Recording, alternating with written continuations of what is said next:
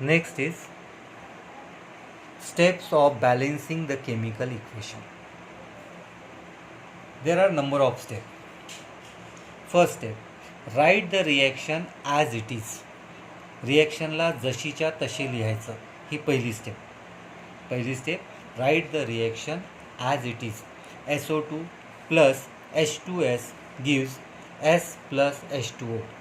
SO2 आणि H2S हे reactant आहे आणि सल्फर आणि H2O हा प्रोडक्ट आहे. तर सर्वात पहिले या ही रिॲक्शन बॅलन्स आहे की अनबॅलन्स आहे हे चेक करायचं. याच्यासाठी सर्वात पहिले सेकंड स्टेप आहे, write the number of atoms of reactant and product. तर रिॲक्टंटमध्ये कोणकोणते एलिमेंट्स आहेत? सल्फर, ऑक्सिजन आणि हायड्रोजन. प्रोडक्ट साईडला सुद्धा सल्फर, ऑक्सिजन आणि hydrogen. Number of atoms, now count it. How many sulphur? 1 plus 1 that is 2. Oxygen 2. Hydrogen 2. Product side ला sulfur 1, oxygen 1 and hydrogen 2. It means that number of atoms on the reactant side and number of atoms on the product side are not equal. Reactant साईडला असलेल्या ॲटमची संख्या आणि product साईडला असलेल्या ॲटमची संख्या equal नाही. याचाच अर्थ ही रिॲक्शन बॅलन्स नाही. आता बॅलन्स करण्यासाठी सर्वात पहिले काय करायचं? तर सुरुवात ज्या एलिमेंटची संख्या सर्वात जास्त आहे त्या एलिमेंटपासून सुरुवात करायची. आता इथे सगळेच 2 आहे. आपण ऑक्सिजनपासून चालू करू. इथे ऑक्सिजन 1 आहे, इकडे ऑक्सिजन 2 आहे. 1ला कितीनी मल्टिप्लाय केलं तर 2 होते, तर आपण 2नी मल्टिप्लाय केलं. 1 मल्टिप्लाइड बाय 2 तर त्याचा प्रोडक्ट येतो तो 2. तर या ऑक्सिजनला 2नी मल्टिप्लाय करायचं. पण मल्टिप्लाय करत असताना जो कोणता कोइफिशियंट आपण मल्टिप्लाय करत आहे that must be written in the front of the formula. फॉर्म्युल्यामध्ये च्या समोर लिहायचं आणि त्या नंबरनी पूर्ण फॉर्म्युल्यामधल्या ॲटम्सला मल्टिप्लाय करायचं. 2 इंटू हायड्रोजन झाले 2 इंटू 2 4, ऑक्सिजन झालं 2 इंटू 1 म्हणजे 2. म्हणजे जो कोणता कोइफिशियंट आपण लावणार आहोत तो कोइफिशियंट फॉर्म्युल्याच्या समोर लावायचा आणि त्या नंबरनी त्या कोइफिशियंटनी त्या मॉलिक्यूलमध्ये असणाऱ्या सर्व एलिमेंट्सला मल्टिप्लाय करायचं. तर आता इथे ऑक्सिजनला आपण मल्टिप्लाय 2नी केलं, पण हायड्रोजनला सुद्धा मल्टिप्लाय 2नी झाला. आता हायड्रोजनची संख्या झाली 4. नाव हायड्रोजन बिकम्स 4. इथे हायड्रोजन 2 आहे. 2ला जर आपण 2नी मल्टिप्लाय केलं तर इट बिकम्स 4. तर या हायड्रोजनला आपण 2नी मल्टिप्लाय केलं तर इथे समोर 2 लावला आपण तर 2 2 4. पण सल्फर झाले आता किती? इथे 2 आणि इथे 1 म्हणजे 3. इथे सल्फर 1 आहे. 1ला आपण जर 3नी मल्टिप्लाय केलं तर इट बिकम्स 3. याला आपण 3नी मल्टिप्लाय केलं. आता नंबर टॅली करायचा. सल्फर रिॲक्टंट साईडला 3 आहे, प्रोडक्ट साईडला 3 आहे, म्हणजे सल्फर बॅलन्स आहे.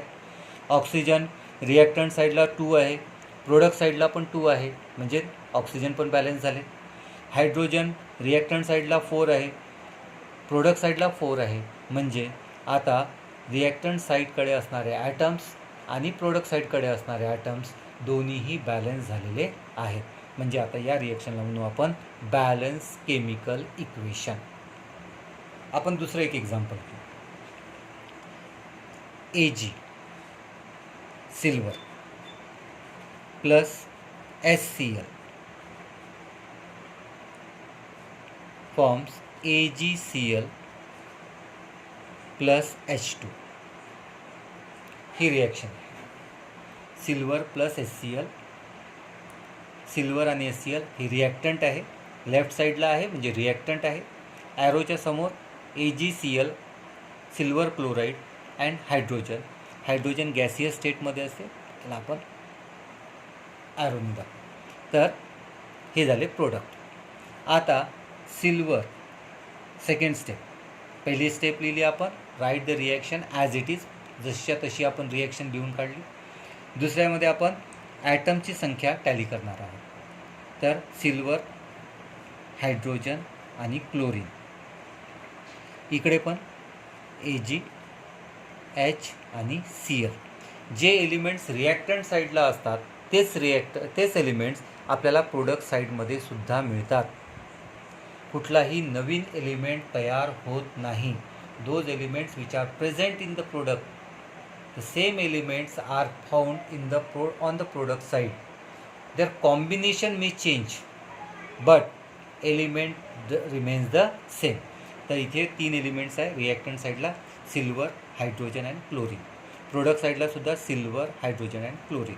आता यांची संख्या, सिल्वर 1, हायड्रोजन 1, क्लोरीन 1. प्रोडक्ट साईडला सिल्वर 1, हायड्रोजन 2 आणि क्लोरीन 1. सिल्वर इक्वल आहे, क्लोरीन 1 1 इक्वल आहे, हायड्रोजन रिॲक्टंटमध्ये आहे 1, प्रोडक्टमध्ये आहे 2.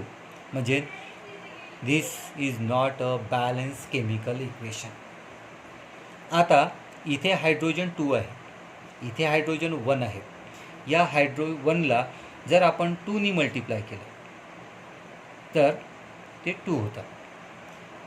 हायड्रोजन HCl या फॉर्म्युल्यामध्ये आहे, तर आपण या फॉर्म्युल्याला 2नी मल्टिप्लाय करणार आहे 2. आता फॉर्म्युल्याला 2नी मल्टिप्लाय केल्यामुळे फक्त हायड्रोजनला नाही तर आपण सोबत क्लोरीनला सुद्धा 2नी मल्टिप्लाय केलं तर आपण इथे क्लोरीनला सुद्धा 2नी मल्टिप्लाय करू, तर क्लोरीन झाले 2. आता इथे क्लोरीन 1 आहे, इकडे क्लोरीन 2 आहे, इकडे क्लोरीन 1 आहे. आता या क्लोरीनला परत आपण 2नी मल्टिप्लाय करू, तर हे झाले 2, तर क्लोरीन 2 2. पण त्यासाठी आपल्याला या क्लोरीन ज्या फॉर्म्युल्यामध्ये आहे त्या फॉर्म्युल्याला 2नी मल्टिप्लाय करावं लागेल. तर chlorine is present in the formula AgCl. Now we will multiply 2 to the AgCl. आपण या AgCl फॉर्म्युल्याला 2 हा कोएफिशियंटनी मल्टिप्लाय केलं. आता हायड्रोजन 2 2 झाले, क्लोरीन 2 2 झाले. पण या फॉर्म्युल्याला आपण 2नी मल्टिप्लाय केल्यामुळे सिल्वर 2 झाला, तर आता सिल्वरची संख्या झाली 2. इथे सिल्वर 1 आहे, याला जर आपण 2नी मल्टिप्लाय केलं तर हे होऊन जाते 2, तर याला आपण 2नी मल्टिप्लाय केलं. आता सिल्वर 2, इकडे सिल्वर 2. रिॲक्टंट साईडला सिल्वरचे ॲटम 2 आहे, प्रोडक्ट साईडला 2 आहे. रिॲक्टंट साईडला हायड्रोजन 2 आहे, प्रोडक्ट साईडला सुद्धा 2 आहे.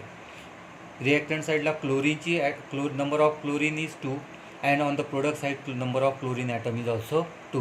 Now the reaction is balanced. Twice Ag plus twice HCl gives twice AgCl plus H2.